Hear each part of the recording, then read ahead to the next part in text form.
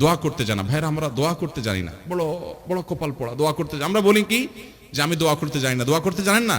দোয়ার মতো সহজ কাজ আরেকটা নাই, সবচেয়ে সহজ কাজ দোয়া করা। এই জন্য দোয়ার জন্য অজুও লাগে না, বিনা অজুতে দোয়া করা যায়। এমনকি গোসল ফরজ হয়েছে, আপনি দোয়া চালাতে পারেন, নামাজ পড়তে পারবেন না, কোরআন তেলাওয়াত করতে পারবেন না, কিন্তু দোয়া করতে পারবেন। এইরকম সহজ একটা কাজ কিন্তু আমরা করি না। আপনি একা একা হাঁটছেন, আপনি আল্লাহর সাথে কথা বলেন। দোয়াটা মানে হলো মুনাজাত মা আল্লাহ। মুনাজাত মানে হলো কানাগুসা, আল্লাহর সাথে কথা বলা, ফিসফিস করে। আপনার মনে অনেক ব্যথা, অনেক ব্যথা, কাউকে বলতে পারছেন না, খুব পেরেশানিতে আছেন। আপনাকে আমি আল্লাহর শপথ করে বলি, আপনি সুন্দর করে ওযু করেন, 2 রাকাত নামাজ পড়েন, ধীরে সুস্থে, লম্বা রুকু, লম্বা সিজদা দিয়ে, কেরাত দিয়ে, আস্তে আস্তে নামাজ শেষ করে একটু হাত তুলে আল্লাহর পাশে, আল্লাহর কাছে একটু আপনি কথা বলেন, চোখের পানি ফেলেন, একটু কথা বলেন। আল্লাহ, আমার মনে এই কষ্ট, আমি শপথ করে বলতে পারি আপনার মন হালকা হবে। আল্লাহর উপরে ভরসা করে বলতে পারি, যদি আপনি শর্তগুলো সঠিকভাবে করতে পারেন, ঠিক রেখে, ইনশাআল্লাহ আপনার মন হালকা হবে। কারণ নবী সাল্লাল্লাহু আলাইহি ওয়াসাল্লাম ইজা ফাজাআহু আমরুন সাল্লা ওয়া ফি রাওয়াতিন ফাজাআ ইলা সালাহ, নবী সাল্লাল্লাহু আলাইহি ওয়াসাল্লামের জীবনে কখনো পেরেশানি আসছে সোজা নামাজে দাঁড়িয়ে যেতেন। আল্লাহ বলেছেন ওয়াস্তাঈনু বিস সাবরি ওয়াস সালাহ, তোমরা সালাত এবং সবরের মাধ্যমে আল্লাহর সাহায্য চাও, বিশেষ করে তাহাজ্জুদের সময়। এটা তো বিলুপ্ত হয়ে গেছে ভাই, এই আমল তো মুর্দা হয়ে গেছে আমাদের সমাজ থেকে। তাহাজ্জুদ, এটা তো পরের কথা, ফজরই পড়তে পারি না আমরা, রাত 2টা বাজে শুই। নবী করিম সাল্লাল্লাহু আলাইহি সাল্লাম তাহাজ্জুদের সময় আমাদেরকে আল্লাহর কাছে দোয়া করার শিক্ষা দিয়েছেন। আল্লাহ তাআলা দুনিয়া আসমানে এসে বান্দাকে ডেকে ডেকে বান্দাকে ক্ষমা করেন। 5 ওয়াক্ত নামাজের জন্য আযান দেয় মুয়াজ্জিন, 5 ওয়াক্ত নামাজের জন্য ডাকে কে? মুয়াজ্জিন। আর তাহাজ্জুদের জন্য ডাকেন স্বয়ং আল্লাহ তাআলা। তাহাজ্জুদের জন্য কে ডাকে? তাহাজ্জুদের জন্য আল্লাহ সুবহানাহু ওয়া তাআলা। হাদিসে আসছে নবী করিম সাল্লাল্লাহু আলাইহি সাল্লাম বলেছেন যে রাতের শেষ প্রহরে আল্লাহ তাআলা দুনিয়ার আসমানে এসে বান্দাদেরকে ডেকে ডেকে বলেন, আলামিন মুবতালান ফাআফিয়ালা, আলামিন মুস্তাগফিরিন হালমিন মুস্তাগফিরিন ফাআগফিরালা, কেউ কি আছো গুনাহ মাফ চাইবা আমার কাছে, উঠো চাও, আমি মাফ করে দিব। আল্লাহ ডেকে ডেকে মাফ করেন। ভাইরা আমার, খুব অসুবিধা, ভোর রাতে উঠে যান, একটু তাহাজ্জুদ পড়েন, 2 রাকাত 4 রাকাত 6 রাকাত 8 রাকাত, লম্বা কেরাতে, লম্বা রুকু সিজদা দিয়ে। আমরা জানি আয়েশা রাদিয়াল্লাহু তাআলা বলেছেন নবী করিম সাল্লাল্লাহু আলাইহি ওয়াসাল্লাম তাহাজ্জুদ যে পড়তেন, লা তাসআল আন হুসনিহিন্না ওয়া তুলিহিন্না, আর বলো না, জিজ্ঞাসা করো না সে কি সুন্দর ছিল। দাঁড়িয়ে কেরাত শুরু করলে আর রুকুতে যেতেন না, রুকুতে গেলে আর উঠতে চাইতেন না, সিজদা গেলে আর উঠতে চাইতেন না।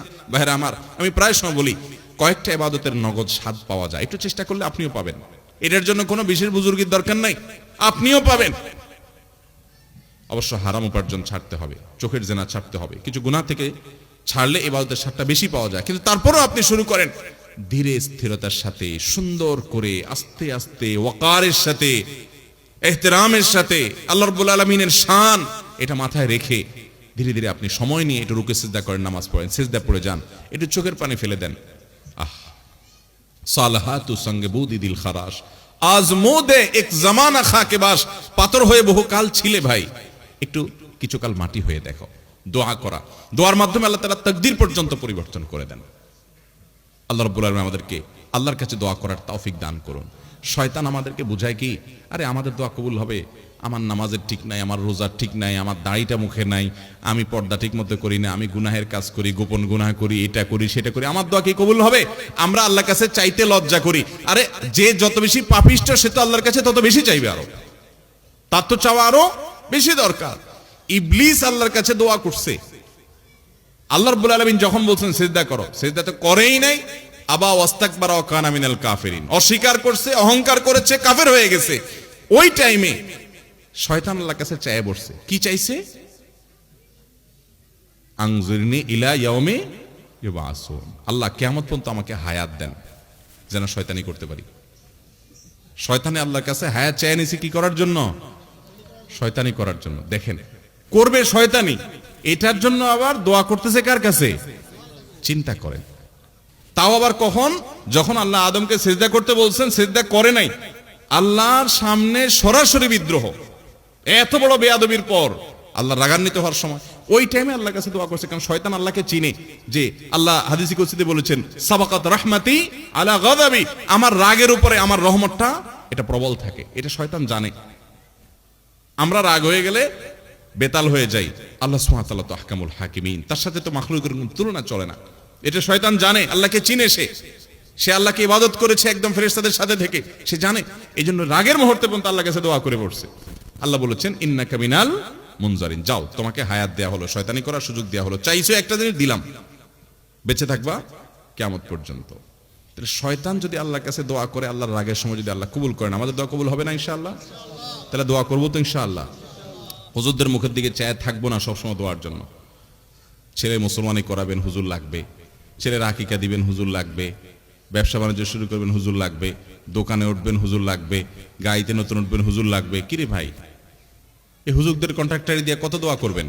আলেমদের কাছে দোয়া চান, আর দোয়া চাওয়া ছাড়াও আলেমদেরকে হাদিয়া দেন।